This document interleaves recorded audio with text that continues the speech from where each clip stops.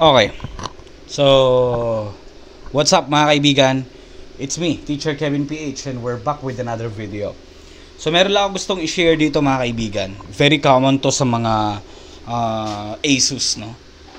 Kung na-experience nyo na yung pagta-turn on yung inyong computer, yung laptop na ASUS, no? Or even sa Acer, may mga ganitong cases. Basta yung mga power button is connected sa keyboard, no? Yan, katulad nito, yung power button niya connected mismo sa kanyang keyboard.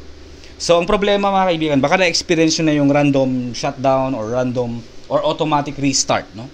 Or pwede rin namang baka na-experience nyo na yung pag tina-turn on ninyo, nagta-turn on, then biglang mamamatay. Alright? Random shutdown.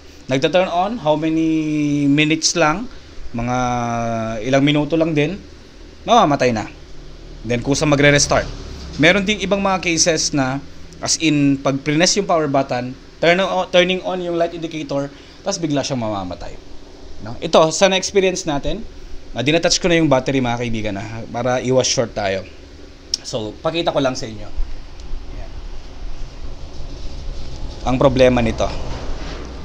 So, ito, turning on, pero namamatay siya randomly. No? Or should I say, yan o, turning on yung light indicator, then biglang mamamatay, on off yung kanyang light indicator. So, hintayin lang natin to. Isa rin na possible indications kapag ganito is mabagal yung boot up niya. No? Nag-turn on na, pero wala pang display. Wala pang display agad. So, dito mga kaibigan, ang tinitignan natin problema is keyboard. Keyboard is the cause in this one. No? O, hanggang dito ngayon, wala na. No, nag-off na yung light indicator. Wala nang light indicator. No? So, turn on ko lang. Turn on. Wala na rin. O yan, turn on. Wala na. Na-trigger na lalo. O yan, nag-turn on na. Merong light indicator. Tignan natin kung mag-display. Then, kusa lang siyang mamamatay. So, hintayin natin.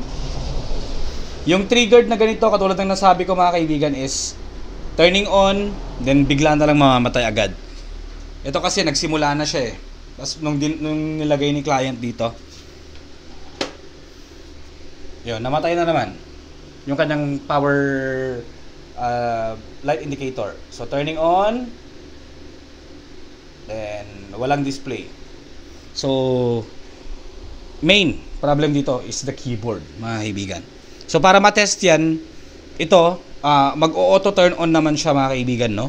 Once na dinatouch yung battery at kahit na in-unplug nyo pa yung kanyang keyboard, basta isaksak nyo lang yung charger, mag-automatic on to. Pag hindi siya nag-shutdown, ibig sabihin the keyboard is the problem itself. Kasi fresh na fresh din naman yung kanyang loob, no?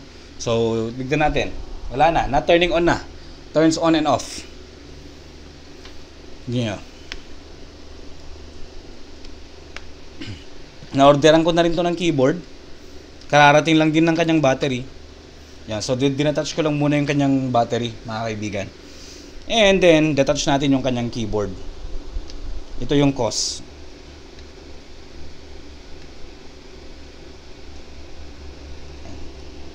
So, detouch natin. Tignan natin kung diretso ba siyang mag-on. Yes. Dediretso at dediretso yan. So, kailangan na ng replacement dito kung sakali. Common to sa mga ASUS. Very common. So, yan. Na-detach yung battery. Then, yung keyboard. Plug in nyo lang to para matest ninyo. Kung dumiretso yan, walang auto shutdown, auto restart problem, then good. We're good to go. So, hintay lang natin na mag-load up siya. So, automatic yan. No? Meron ng light indicator. Tignan nyo. Diretso yan. Yon.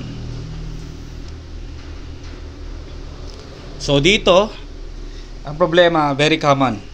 Pag na-encounter nyo yung sinabi kong kanina na mga sintomas, ibig sabihin, malaki yung posibilidad na ang problema dyan mga kaibigan is the keyboard. Although, hindi sa lahat ng pagkakataon, keyboard yung problema.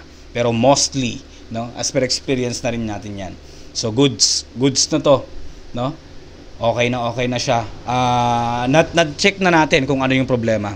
The problem is the keyboard and it requires replacement. So, hintayin na lang natin yung piyesa. Later on, magkakaroon din tayo ng video kung paano palitan ang keyboard nito. Yun lang. Share ko lang. Thank you for watching.